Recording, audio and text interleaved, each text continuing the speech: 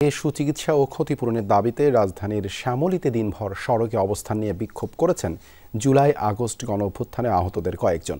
পুনর্বাসনের প্রতিশ্রুতি বাস্তবায়ন করা হয়নি বলে অভিযোগ তাদের। উপদেষ্টা ফারুকী আজম জানান, তাদের কল্যাণে মুক্তিযোদ্ধা মন্ত্রণালয়ের অধীনে একটি অধিদপ্তর করা হচ্ছে। স্বাস্থ্য উপদেষ্টা জানান, আহতদের চিকিৎসার বিষয়ে সরকার আন্তরিকতার সাথে কাজ করছে। জুলাই অভ্যুত্থানে আহত অনেকেই এখনও চিকিৎসা নিচ্ছেন হাসপাতালে। তবে চিকিৎসায় অবহেলা ও পুনর্বাসনের দাবিতে গত কয়েক মাসে দফায় দফায় রাস্তা অবরোধ করেছেন এসব আন্দোলনকারীরা। রোববার রাজধানীর পঙ্গু হাসপাতাল ও জাতীয় চক্ষু বিজ্ঞান ইনস্টিটিউটের সামনে বিক্ষোভ করেন তারা। অবরোধ করে বন্ধ করে দেয় রাস্তা। এদের চিকিৎসা করতে আসলে কয় কোটি টাকার দরকার? আজকে 6 মাস হয়েছে, এখনো যদি চিকিৎসার জন্য এরা আসে রাস্তায় দাঁড়ায়, বাইরে এখানে সেখানে কান্নাকাটি করে, এটা আসলে সরকারের জন্য বিশাল লজ্জাজনক। আহতরা বলছেন, তাদের ক্ষতিপূরণ আর পুনর্বাসনের প্রতিশ্রুতি দেওয়া হলেও তা পূরণ হয়নি। আমরা আজকে এখানে এসে দাঁড়াইছি, আপনারা এখন পর্যন্ত আপনাদের কোনো গভর্নমেন্টের কর্মকর্তা আমাদের সাথে যোগাযোগ করেন নাই। অনেকের চোখ নাই, অনেকের পা নাই, অনেকের হাত নেই। এত কিছুর পরে ওই 7 মাস যাবৎ কথা বলতে বলতে আমরা অসুস্থ হয়ে গেছি। সকাল 11টা থেকে কর্মসূচির কারণে দেখা দেয় তীব্র যানজট। দুপুরে শিশু মেলার সামনের সড়ক বন্ধ করে দেয় তারা। সন্ধ্যা পর্যন্ত দীর্ঘ যানজটে আটকা পড়েন যাত্রীরা। গাড়ি লড়ে না, কিন্তু খাওয়া নাই, দাওয়া নেই। আমি অসুস্থ হয়ে গেছি গিয়া, এই যে প্রেশার উঠছে, মাথায় পানি দিছি। যাবো চট্টগ্রামে, আমরা সকাল 11টার দিকে এখানে জামে এইভাবে আটকে আছি।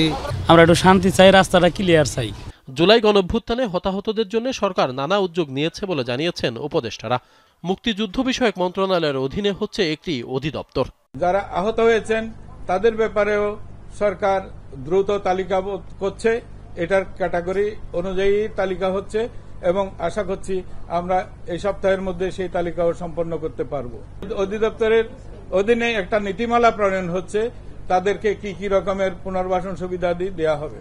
স্বাস্থ্য বিভাগ জানিয়েছে, 24-এর গণঅভ্যুত্থানে আহতদের মধ্যে এখন পর্যন্ত 30 জনকে সিঙ্গাপুর ও থাইল্যান্ড পাঠানো হয়েছে। এবার সিঙ্গাপুরের বিশেষজ্ঞ দল এসেছে চিকিৎসা দিতে। এর আগেও 5টি দেশের বিশেষজ্ঞ চিকিৎসকরা এসেছিলেন বলেও জানান উপদেষ্টা। বাংলাদেশে যারা আহত হয়েছেন তাদের মধ্যে ভেরিফাইড যারা 14,012 জনের মতন পর্যন্ত আহত তালিকাভুক্ত হয়েছেন, যার মধ্যে ভেরিফাইড হয়েছেন 12,981 জন। যারা ভেরিফাইড হয়েছেন তার মধ্যেও প্রায় 1238 জন এখন পর্যন্ত তাদের ক্যাটাগরি নিশ্চিত করতে পারেননি। তাদের চিকিৎসার জন্য এই পর্যন্ত 30 জনকে আমরা বিদেশে পাঠিয়েছি। টাকার কথা আমরা চিন্তা করি, টাকা যেভাবে হোক সেটার ব্যবস্থা আমরা করতে পারবো, কিন্তু আমাদের ছেলেগুলোদেরকে আমরা চিকিৎসার সুব্যবস্থাটা দেই। গণঅভ্যুত্থানে আহতরা যে কারণে মনোকষ্টে আন্দোলন করছে সেসব বিষয় এখন আরো বেশি গুরুত্ব দিয়ে দেখা হবে বলে জানিয়েছেন উপদেষ্টারা। পরে সড়ক ছেড়ে দিয়ে চলে যান আহত ছাত্র জনতা। আশিক মাহমুদ, যমুনা নিউজ, ঢাকা।